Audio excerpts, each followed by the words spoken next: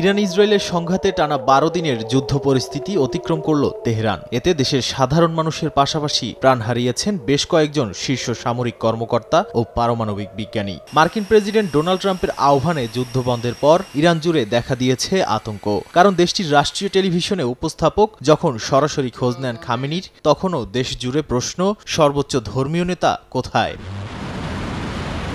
সম্প্রতি যুক্তরাষ্ট্রের বিমান হামলায় ধ্বংস হয়েছে ইরানের ৩টি পারমাণবিক স্থাপনা। জবাবে কাতারে যুক্তরাষ্ট্রের ঘাঁটিতে ছোড়া হয় ইরানি ক্ষেপণাস্ত্র। এরপরই আসে সেই নাটকীয় যুদ্ধবিরতি। অথচ এই পুরো সময় জুড়ে খামেনির কোনো উপস্থিতি নেই। সরকার বলছে তিনি রয়েছেন একটি সুরক্ষিত বাংকারে। ইসরায়েলি হত্যাচেষ্টার আশঙ্কায় বিচ্ছিন্ন রাখা হয়েছে বাইরের দুনিয়া থেকে। এমনকি ইলেকট্রনিক যোগাযোগও বন্ধ। তবে নিশ্চিত করে কেউ বলছে না তিনি সুস্থ, জীবিত বা নতুন কোনো সিদ্ধান্ত নিচ্ছেন কিনা।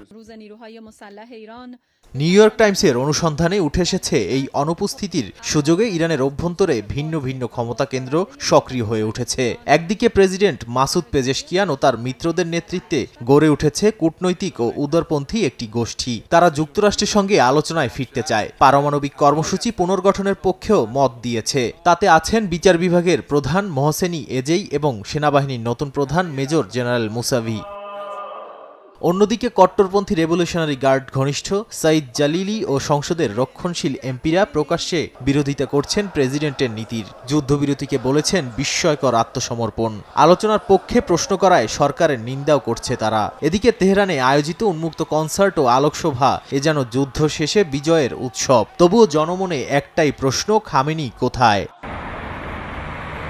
যুক্তরাজ্যের চ্যাথাম হাউসের বিশেষজ্ঞ সানাম ভাকিল বলেন, আসন্ন আশুরার আগে যদি খামেনিকে জনসমক্ষে দেখা না যায় তবে তা হবে একটি খারাপ সংকেত। ইরানকে নেতৃত্বশূন্য দেখাতে চায় না কেউ।